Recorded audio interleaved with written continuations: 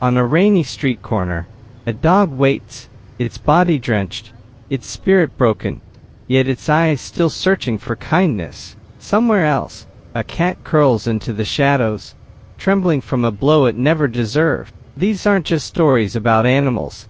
They're reflections of who we are when no one is watching. Hello friends.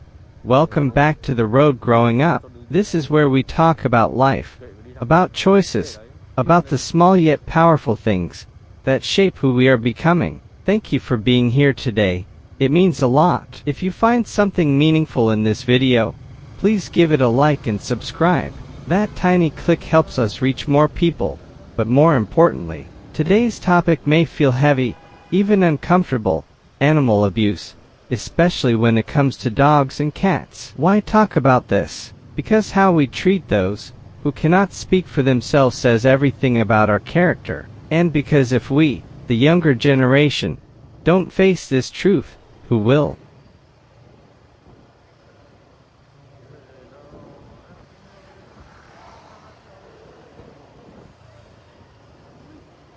Animal abuse isn't just one thing. It takes many shapes. Some forms are loud and obvious, others are quiet and hidden. Physical abuse, hitting, kicking, burning, throwing, or chaining animals without care. Dogs beaten to make them obedient. Cats punished for scratching furniture. Violence justified as training. Neglect, leaving dogs without food, water, or shelter. Abandoning cats in the streets because they're too much work. Neglect is slow, silent suffering, an empty bowl, a cold floor, an ignored wound. Exploitation, puppy mills, where dogs are bred endlessly in cages, mothers exhausted and sick, cats used for cruel experiments, animals treated as products, not lives. Abandonment, families moving houses and leaving pets behind, puppies dumped in boxes by the roadside, cats left in markets to fend for themselves. Every year, millions of dogs and cats suffer these fates, not just in poor countries, but everywhere.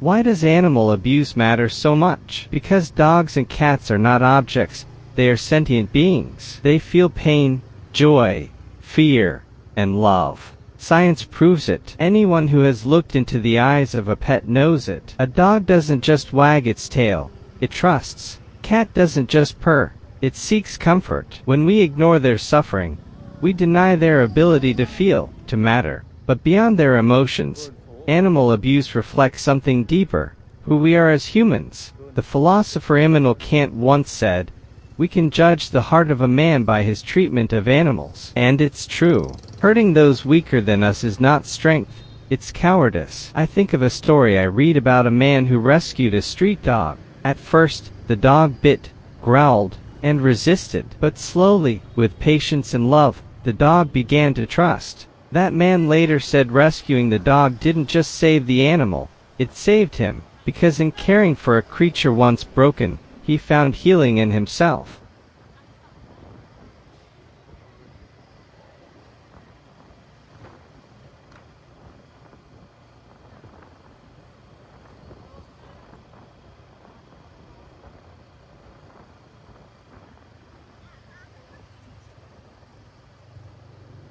Here's the thing, many of us are young. We don't own dogs or cats. We might think, this isn't my problem. But silence is also a choice. Turning away is also an action. When you see cruelty and do nothing, you allow it to continue. And if we, the younger generation, don't shift the culture, who will? So, what can we do? Small steps matter. If you see abuse, report it. If you find a stray, offer food or contact a shelter. Support adoption instead of buying from breeders. Speak up when you see neglect. Sometimes your voice is the only protection they have. Kindness is not complicated. A bowl of water on a hot day, a blanket in the cold, a kind word instead of a kick. And the truth is, how we treat animals shapes how we treat people. Compassion is a habit. So ask yourself, what kind of person do you want to become? Someone who shrugs and says, "Not my problem," or someone who chooses empathy,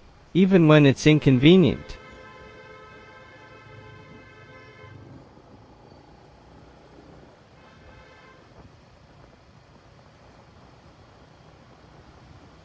Thankfully, cruelty is not the only story. Across the world, people are fighting back with compassion. There are volunteers who spend nights rescuing abandoned puppies, students who organize fundraisers for shelters, families who choose adoption, giving a stray cat a forever home. I think of one girl in India who found a paralyzed dog. Everyone told her to leave it. It wouldn't survive. But she refused. She carried the dog home, fed it, nursed it, gave it wheels to walk. That dog lived, happy, against all odds. And her story inspired thousands. Or a man in the US who started a small rescue shelter in his backyard. At first, just one dog, then another. Now, hundreds of animals have been saved. These stories remind us, kindness multiplies. One act inspires another. Compassion is contagious, so don't underestimate yourself. You don't have to save the world. You just have to start where you are, with what you can do. Because for one dog, one cat, one life, your kindness is the world.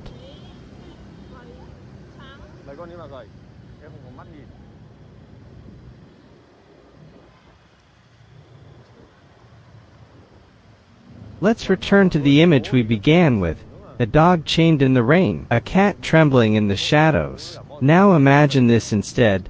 That dog being freed, finally sleeping in warmth. That cat curled in someone's arms, purring in safety. That change doesn't happen by magic. It happens because someone, maybe someone like you, chose compassion. The choice is always ours. To look away, or to step in. To be indifferent, or to be kind. So I leave you with this question. The next time you see suffering, what will you do? Will you walk past, or will you stop and care? Thank you for listening, for feeling, for reflecting with me. This is The Road Growing Up.